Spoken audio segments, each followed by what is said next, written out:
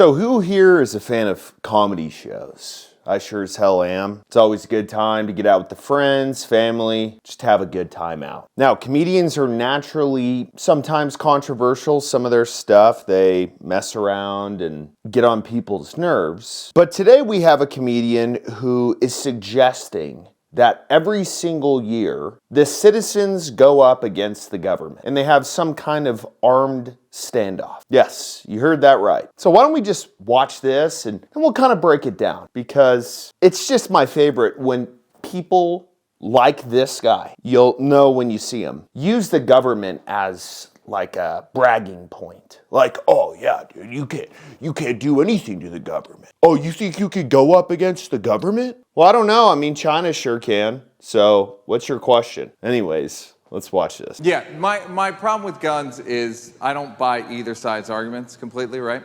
So the conservative argument is that guns are written in the Constitution because the founding fathers thought if all the citizens have guns, then the government will have to do what they say, or else the people will rise up and fight the government, right? Which is a legitimately great idea in the 1700s. But the problem is there's still people now hoarding weapons, thinking that at some point they may need to take on the American military, and they think they have a shot, right? And look, maybe they're right. Let me just stop you really quick, sir. What do you think is going on at the Texas border right now? And what do you think people down there are preparing for? You understand that our Texas Guard is holding their ground against the feds, right? And a lot of citizens down there are ready to go at a moment's notice. So what exactly are you talking about, man? Continue. Which is why I'm proposing we test their theory and once a year have a head-to-head showdown.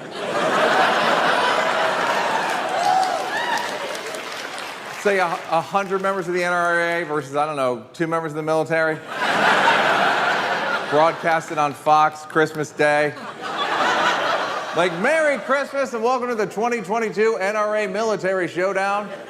Let's go down to the field of battle, meet one of our NRA combatants. Sir, what's your name? What kind of weapon do you work with? And he's like, my name's Andy Baker, and I got an AR-15, wearing Kevlar head to toe. Andy, how confident are you, scale of 1 to 10?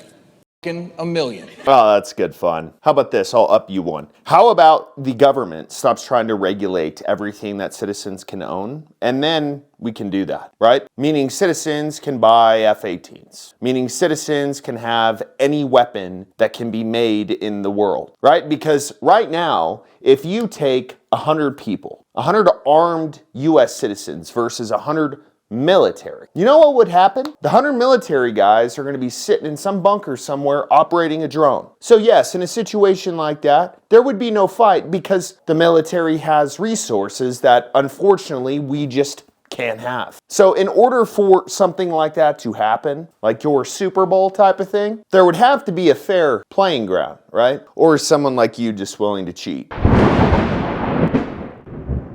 As most of you already know, HDC has made Blackout Coffee the official coffee of the show. You'll also see it on Guns and Gadgets, Dan Bongino, and many more other people. But these are my 2 favorites right now, Morning Reaper and Brutal Awakening. Amazing company, great values. They donate some of the profits to troops overseas. And of course, they're giving you a discount. Go grab you some, there's a link below the video. Join the family.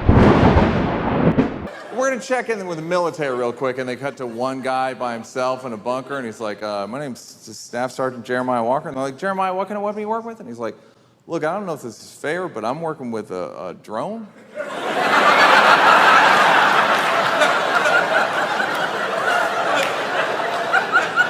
Yeah, it's equipped with 8 Hellfire missiles and a high-powered camera. As you can see on this monitor here, the NRA fellas are actually in just one big cluster.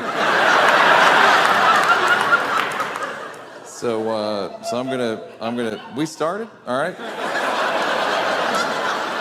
Yeah, so I'm gonna hit this button right here.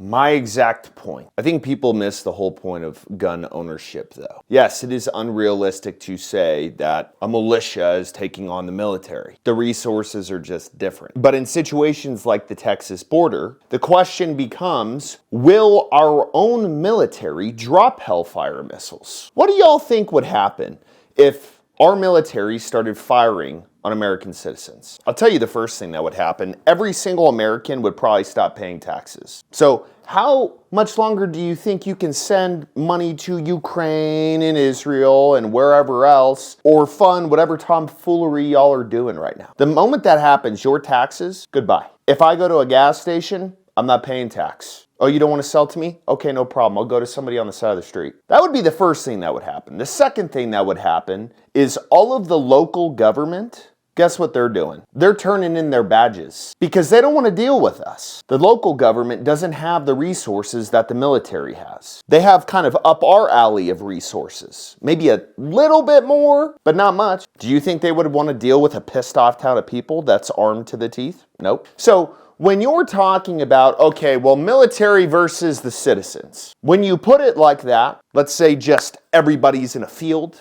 yes, the most prepared people are probably going to win. But if you start adding elements into this, like one, will the military even obey you? Because at the end of the day, yes, they are military, but they still have friends who are citizens. They still have family. They still have people who they care about. Do you think that they're going to want to fire on those people? I don't know. Tell me if I'm wrong, but I just can't stand people like this who just, oh, the government, thank you, yes, we'll do whatever you want. They are in place to serve us. That's it. And they're not doing it. Do people get this? They're serving other countries right now. So when people say, oh man, well, screw the government, these people take it as, oh, we just want a big old fight. We'll have our fights, but they're not going to be like how this guy said it. I want to touch on one more point. But the problem is there's still people now hoarding weapons, thinking that at some point they may need to take on the American military, and they think they have a shot. When you say that there are people still hoarding weapons, hoarding would kind of entail that there are not enough for everybody, and I can certainly tell you that's false. There are plenty for everyone. Now, if you're talking about people who are preppers or maybe just a step under that, who just